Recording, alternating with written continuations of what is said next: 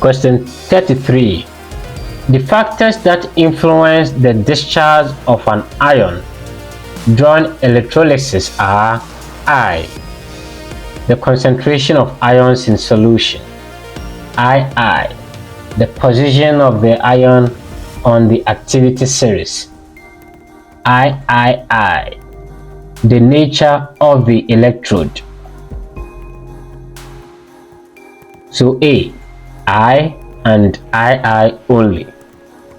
B. II and III only. C. I and III only. D.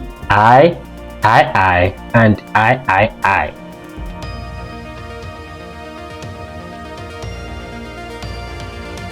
The correct answer is D. I, II and III.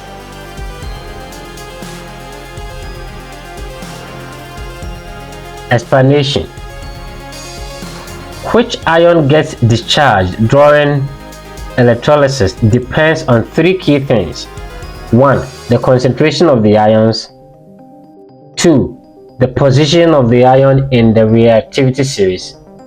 And 3. The nature of the electrode. So it's like a contest, okay? Who is present more?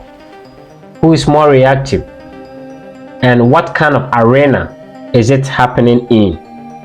In this case, the arena is the electrode.